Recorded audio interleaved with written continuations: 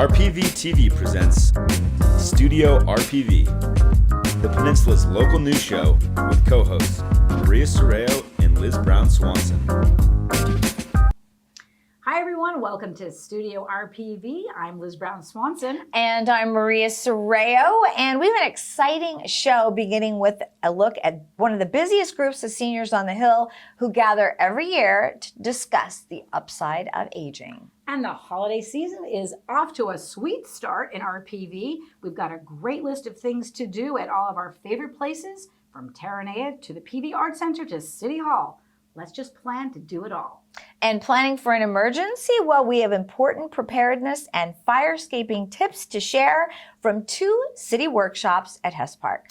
And get ready to meet the city's new community development director, Brandy Forbes. She's going to be joining us right here in studio for the first time, and we can't wait to see what she's got planned for the city. That's right, Liz. So much going on here, as always, that's for sure. I had the opportunity to attend a sold-out event at the PV Golf Club, and it was through the PV Village. And they were talking about, there's just so many seniors on the Hill. And this was actually an event where they had an author, and it was kind of like a Q&A, and she talked about her book and her life and things like that. But the PV Village, aside from that, does so many things for seniors.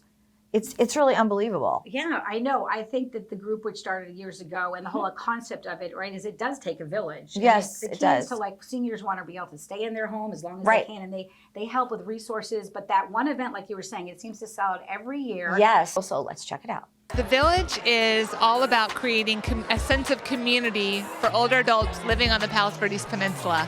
We really strive to bring people together, help them feel connected, a sense of belonging to something bigger than themselves. We foster friendships while also offering opportunities for fun, engagement, fulfillment, and mutual support. I joined the PV Village in the fall of 2019 and enjoyed being with everyone so much, meeting new people. It wasn't too much longer than I became part of the program committee that arranges and coordinates all of our social activities, our educational activities, and it's all done with a committee. It's sort of by us, for us. When one of the members wants to do a particular activity, we see if we can get it going and bring it to the fore, and it's been a wonderful experience for me. Isolation is not a thing that anybody wants to do at this point, is what I discovered. So I've been a member for a very, very long time, and that's a good question about joining, because I was very thinking about, should I join this group or not, because I belong to so many groups, but it's been a win-win situation for me. You'll hear about all of the wonderful things that the Village does do. I try to get involved in almost every one of them. That's not always possible. And Maria, there are some people here today who do not belong to the Village, and I think they're thinking of it. So let's hope that they'll do it. The Village has a lot of things to offer, things to do with books, exercise, meeting camaraderie. There's a lot of support systems going on. So to me, it's been a very good thing. I enjoy meeting with different people in different groups. I especially enjoy Tai Chi. We were able to start the Tai Chi like that, and we just had a really very nice trip up to the Reagan Library, so that was a good addition to the Village. Looking for more opportunities to have day trips. It's interesting. I think a lot of it's the state of mind. So we have members who are in their 90s who are still so active and engaged. They're active volunteers. They're volunteering 20, 30 hours a week. I mean, it's like a part-time staff person. A lot of people just want to stay in their own homes, and they want to be as engaged as they can. So the Village is great because we say, okay, what is it you want to do? we've got something called Dining Around the World, which is every other month there's a theme. Like October we had German food, and we do Italian food and Chinese food, and just, you know, it's all potluck and it's all volunteer. It's in someone's home, and we gather for that. There's educational opportunities. one highlight is the guided autobiography series of 6 classes where we gather and write our stories, and the stories are themed. There's 6 or 7 themes that people write about, and then we share our stories. It's a wonderful way to get to know each other. And if you're writing something for your grandchildren, there you go. It's a different attitude, and it's absolutely the best way to think about this time of your life. The group is helpful, they provide information, and this is very, very good for all of us that are finding ourselves a little bit older. Liz, those seniors are really so inspiring. They must have been from around, let's just say our age to maybe 100, and they're just very inspirational. So I just love that event. So Yes, great. Yes. All right, so now we want to get inspired for the holidays. I can't believe we're in the middle of November. You already are. You're always inspired for the I'm holidays. so Cooking, and ready. baking, and yeah, you're ready. Making my homemade goodies already. Yes. But whether it's Christmas, Hanukkah, Thanksgiving, all the gatherings, Maria and I and RPVtv, we're going to be around the peninsula with our elves and That's right. trying to tell you about it all, and especially right here at City Hall. That's We right. got a Well, lot happening. we're going to start off December 1st is going to be our annual tree lighting right here at the Civic Center, and so much is going to go on there that day, and some very, let's just say, secretive things that we don't want to tell you about now are going to be going on the whole month of December. So please make sure you're there and that you watch the show to hear more. And then December 2nd is the holiday parade, and we're going to be there, Liz. Yes, that kicks off. Everybody goes to that. You mentioned the tree lighting that's also going to launch our skating rink, which That's is so right. popular. Are you going to skate this year? I'm going to go out there and give it Hey, a we twirl. love that. Give it a whirl. Give it a It's whirl, It's twirl. synthetic ice. You know, I grew up in Boston on the real deal, but I know, but this is really fun, and really it's great for the whole family. Yes. And speaking of a place to take the whole family, we're going to travel over to our favorite magical place, Terranea Resort. That's right. It is, you just go on property. They've got apple cider brewing already, and they've got such great offerings for Thanksgiving and right up through the Christmas. Of course, we'll be back there in December to to do our holiday show. But they're building this gingerbread lounge right now when you walk into the resort. I love the smell It's a of secret gingerbread. operation. Oh. The resort manager there is standing by to tell us all about it and everything that's going on right now at Terranea. Welcome. We're so excited to have you here. My name is Nick Unterman. I am the Executive Resort Manager here at Terranea. I've been here for almost a year. I am thrilled to be here. I have what I think is the best job in the world. So my job is to make sure that guests are happy. Whether you're staying overnight, whether you're dining with us, whether you're here for a wedding or corporate event, make sure that service is on point. We truly have world-class 5-star service. We are all here at Terranea very excited for November and the holidays. The spirit of the entire hotel, you feel it around the hotel. You feel the energy, you feel the joy, you feel the excitement. So a couple of great things happening. We have our gingerbread lounge, which we're really excited about. It's a first for us here at Terranea. So we have built a beautiful structure full of gingerbread candies, sweets. It's not revealed yet. We're revealing it Thanksgiving Day weekend. But if you walk into the lobby right now, you're going to see we're hiding it for the surprise, but the aroma, you walk in, you can smell it. And so there's going to be really some fun activations with that gingerbread lounge, some holiday themed drinks for all ages. We have non-alcoholic drinks too. Our pastry chef really making some delicious treats for everybody, so that's exciting. Yeah. We also have our tree lighting, which is going to be a fun event for the whole community. It is sold out at this time, but if you already did reserve your tickets, be there. It's going to be a lot of fun. So at the Links, our golf course, we have the Turkey Shootout, which is going to be some competition on the course. There are going to be some on-course prizes. That's Sunday the 19th. Make sure to register. Going to be a lot of fun. Everyone's going to be out there. Going to, of course, be a beautiful Southern California holiday. On Thanksgiving Day, some of the things that you can enjoy, you can start off early with a Turkey Day hike, so you can go ahead and work up that appetite for all of the great meals. We have several buffets and brunches, dinners happening throughout the property. Would really recommend making your reservations because it's booking up quickly. Catalina Kitchen has a wonderful buffet display, seafood, pastries. And of course, the turkey. Can't forget about the turkey. We also have, so if you joined our summer sound series down by Nelson's, we have our slow smoked Sundays. So just taking place on Sundays, of course, as in the name, but very similar to Sound Series where there's going to be live music. We have barbecue, just a lot of fun, open to all ages. So you can bring friends, family, kids, whomever it may be, featuring some local breweries and really good food. We wouldn't be here without the community, right? And it's a lot of the activations that you'll see in some of my favorite things. The sunset down here from Lobby Bar, the lobby music, it's truly magical. The spa, come down, take your loved one's partner, great Christmas gifts. It's just a unique, one-of-a-kind experience here at Terranea. You know, you walk in, you feel transformed into some special getaway in the Mediterranean. I mean, just take a look at the view behind me, right? There are consistently dolphins, whales jumping out. I think the thing that really makes it special is the people.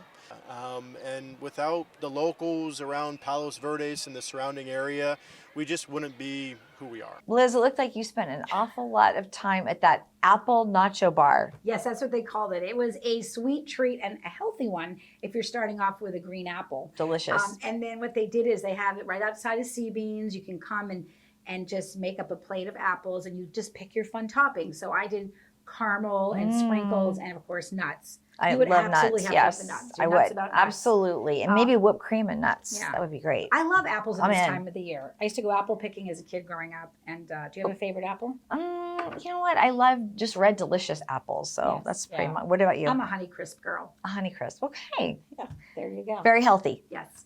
So, well, we've got so much more to share here on Studio RPV. Stay tuned. We're going to catch up with our city's new community development director. Don't go away.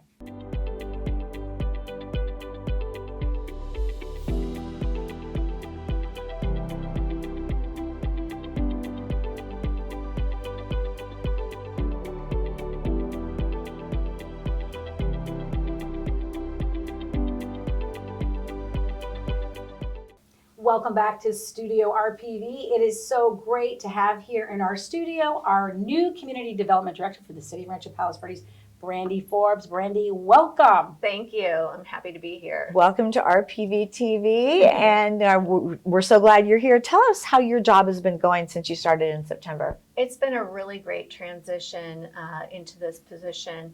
I have been a community development director for the last 15 years, and the last 5 has been in the South Bay area. So it's been nice to be able to take my skills and bring them here to RPV and the uniqueness that's here in this area. And why did you decide to come to RPV? I know you were in Redondo Beach just prior. Yeah, I like the challenges that are here and the various projects between trails, UCLA coming in, certainly the challenges with the landslide area. There are a lot of different projects to work on here. Well, you shared with us earlier that one of your projects in Redondo was actually working on a shopping center. Yes. What kind of challenges did that present? Yeah, it was the South Bay Galleria, and it was the rehabilitation of that entire site. And it's looking at more than just the retail. It has residential, it has a hotel. So really looking at not only what are going to be the right mix of uses, but also how are we going to address the impacts and the environmental impacts especially. So those are the different challenges that we had in that project. Fascinating. So how about some of the job that you're working on right now, the projects that you're involved in the city? Of course, I know you're involved with the local emergency that's been declared in the landslide complex. Yes, that's been a huge challenge. I came in, and that was right when we were seeing a lot of the significant land movement that's happening there.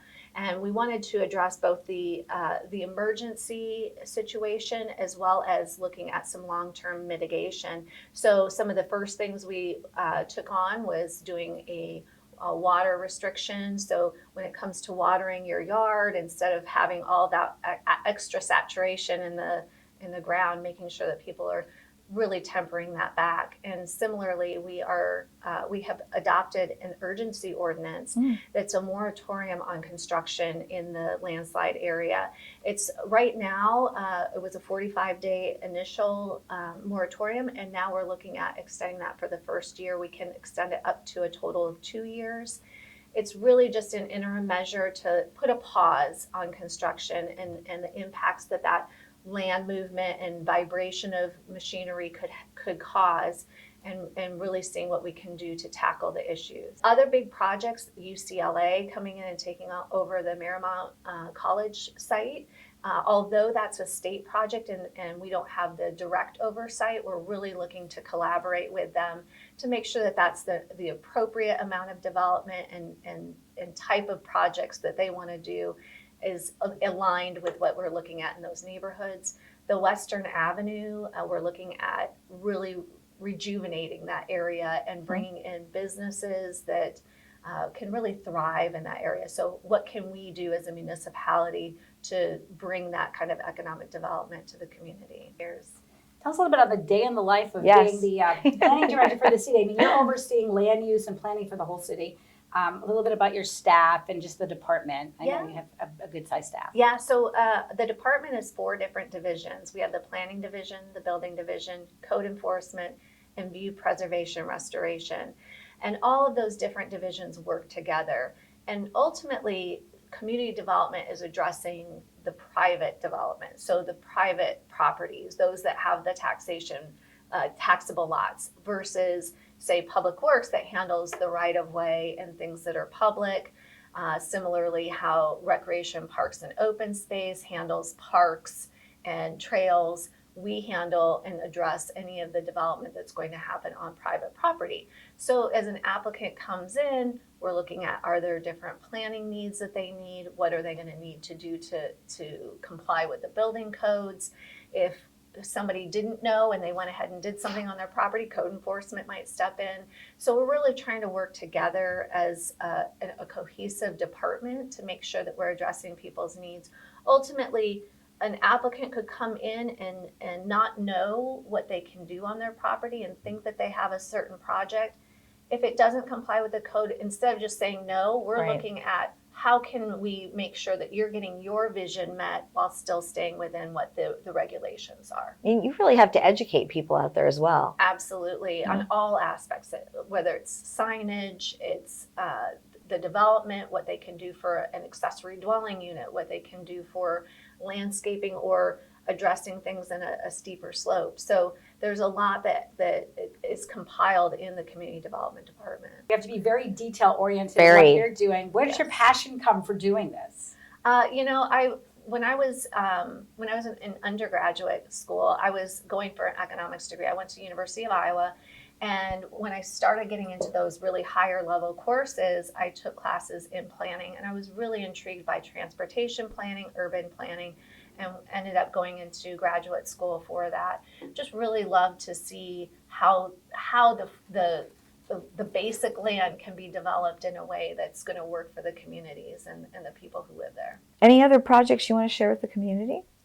I'd say the Civic Center is another one that's going to be exciting. We have made it to stage 2. We're going to be starting that and looking at what are we going to develop, what are we going to actually fund and put into place. So I'll be working on that with the whole city team. Thank you so much for being a part of RPV today, RPVtv today. Say that 10 times real fast. We appreciate you coming over. Happy holidays too. Yeah, yes, thank you. Very good. Okay, well, there's lots more ahead on RPVtv. Stay with us. We'll be right back.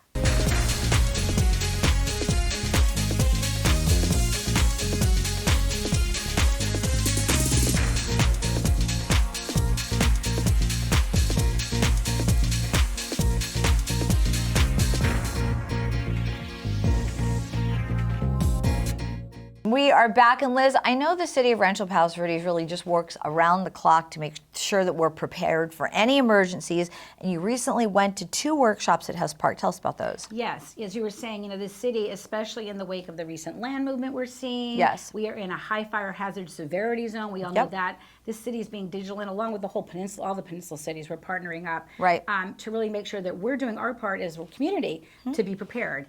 There were 2 workshops, like you mentioned. The first had to do with the American Red Cross doing a training that was really about sheltering in place. How do you set up a shelter? So we went to Hess Park and set up a shelter, and that was very interesting to see. I participated in that. And then the other workshop was partners with our city and West Basin Municipal Water District, along with LA County Fire Department, and they had this expert firescaper. So the focus was firescaping. What can we do in our homes, Right, in our to make it community, safer. to harden our homes, to create defensible space? You might remember, Maria, the community received letters that never received them before about there's thousands of more residents in Rancho Palos Verdes are now going to have to make sure their homes have the proper clearance. Right. Yes, which So we've done all- many stories and PSAs about because it's so important. Yes. So we all need to do our part because we're only as safe as our neighbors safe. These workshops were so informative. Let's check them both out. Today, in response to some of the landslides and such, the community here has sought out a class by Red Cross to train up folks so they can be event-based volunteers if something big happens. So today what we did is we kind of gave a quick overview of what Disaster Cycle Services is within the Red Cross. We talked about the basics of sheltering, kind of what is it, what does it look like, what are some of the basic guidelines, and what is the basic operations. The training we received today from the Red Cross was phenomenal. The caliber of instruction that we just got and the role playing was incredibly valuable for what is going to be necessary in case we do need to set up shelters and how to effectively help the Red Cross be successful at taking care of people that are going through disasters. Absolutely amazing training, and I'd recommend it to anybody who's interested in that, interested in being a volunteer, to go through the training. You're not going to find better training anywhere. The fact that you decided to join the committee, talk about your passion for emergency preparedness and sort of your vision why you're doing this. I believe that you don't, when a crisis happens, you don't rise to the occasion so much as you sink to the level of your training and experience.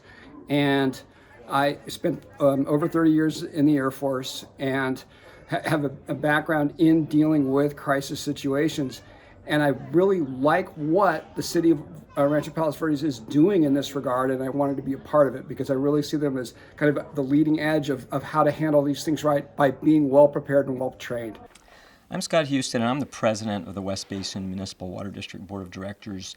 And tonight we're bringing a number of partners together to talk about fire protection as we are in the wildfire season, and just to bring some great information to communities up here on the Palos Verdes Peninsula. I'm Ara Moranyan, Rancho Palos Verdes City Manager, and I'm here today at the Firescaping Workshop. As you know, we are in a very high fire severity hazard zone, and that means we have to be extra vigilant in hardening our homes and our properties to ensure that we are resilient from wildfires. Currently, the state of California is experiencing a lot of challenges with securing fire insurance, and many residents are receiving letters from their insurance companies requiring certain measures to be taken with their yardscape and landscaping, and so this workshop will help educate what needs to be done. My name is Mike Lewis. I've been up here in the Palos Verdes Peninsula since April of this year. This is my second assignment in the last 25 years.